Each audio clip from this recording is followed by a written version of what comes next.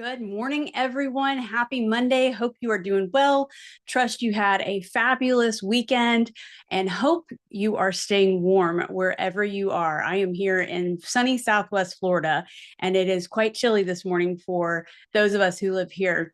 So hope you are staying warm wherever you are. Thank you so much for joining us today. This is Monday Manna. I am Darla Bonk, CEO and founder of Darla Bonk Consulting. And every Monday, we do our very best to come live to you and bring to you clarity for the calling and direction for the doing. Very often leaders who are responsible for a lot are trying to balance everything together from their faith as well as what their leadership experience needs to be. And this is where we bring that all together so you can walk in the fullness and the wholeness of who you are and who you were called to be. It's Monday morning. We want to give you as much encouragement as possible. So if you are just joining us, every single week, we bring a theme to the conversation. We bring some scripture to back that up. We give you some examples of things that might help resonate with you. And then we give you 3 takeaways that you can take back into your business, your family, your community, in order to become the best leader you possibly can be. And you guys who know me very well know the best leaders raise other leaders. So I want to talk to you today about explanation over experience and experience over explanation. You find many people in the world who want to explain how they think you should be doing something, and they think that matters more than actually the experience of going through it. But we who have been in the trenches know the experience is always going to be more impactful than just explaining. I can share with you and tell you a lot of things about what I've gone through in my life, but it would just be explaining to you. Unless you have experienced what I have been through in my life, you'll never be able to understand. And I want to really give you confidence in something that sounds so basic, and we all know this, but trusting the experience that you're walking in and that you're about to walk through from what you have walked in.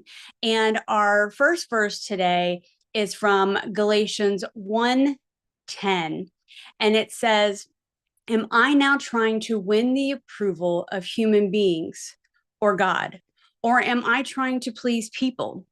If I were still trying to please people, I would not be a servant of Christ." And then John 10:27, "My sheep listen to my voice. I know them and they follow me." And there really comes a point in every leader's life where the noise just gets so loud, right?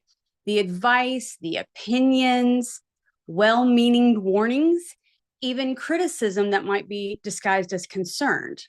Well, if you are not careful as a leader, you're going to start to live by commentary instead of by calling. And because explanations are everywhere, look on social media. Everyone has one. Everyone has an opinion. Everyone needs to weigh in on something, right? Everyone thinks they know what you should do, how you should do it, and why your timing might be right or wrong. But this is your business. This is your project. This is your insert, whatever that needs to be for you. And here's what a lot of people don't want to admit is that their explanation is coming from simple observation. You are living from experience. I can't tell you how many times people have said to me and to my husband, "You guys should do this or to do that." And none of those people have ever signed to the front of a paycheck or been responsible for making sure people's livelihood is going to be taken care of every Friday when they go to their bank or when they get their direct deposit. They're explaining to you something that they've never experienced, and you are letting that doubt or that commentary impact what your experience should be based off what other people's explanation is. Observation sees pieces of what you might be doing, but you are living from the entirety of that experience. And there's going to be seasons when God will allow you to walk a path that doesn't make any sense to anyone watching, not because he is hiding, but because he is forming.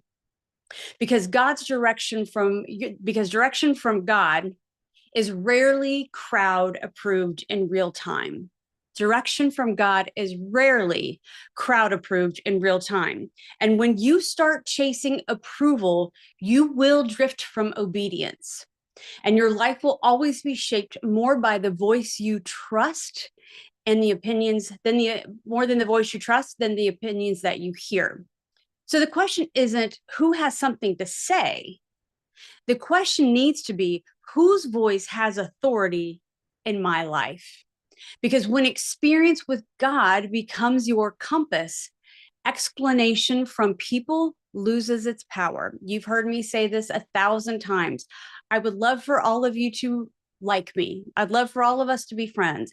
But if you don't like me, or if you don't care for me, or care for what I do, or care for what I have to say, that's none of my business. I'm not answering to you, right? So when experience with God becomes your compass, explanation from people will lose its power. So here's your 3 takeaways for the week. Number 1, filter every opinion through alignment, not emotion.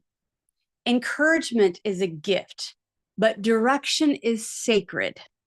If it doesn't align with what God is confirming in your spirit, it's information. It is not instruction. Number 2, stop waiting for universal understanding before you move. Obedience is going to often look confusing to the observer. Your history with Him is the evidence, and evidence creates courage. And number 3, let your lived experience with God build your confidence. Obedience is going to be what builds your confidence, because clarity doesn't come from consensus. It comes from conviction, and it comes from the willingness to obey.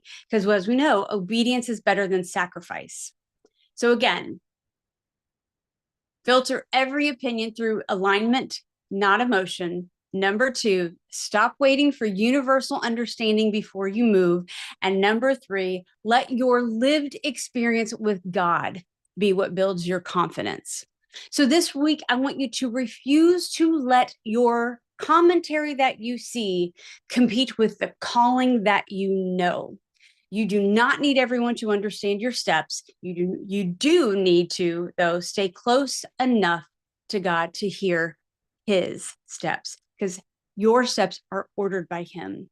Because in the end, experience with Him will always outrank explanation from them. So walk boldly, trust deeply, and move forward knowing that the path is clearer when the voice you follow is His. All right, guys, that's Monday Manna. That's how we do it. I'll see you guys.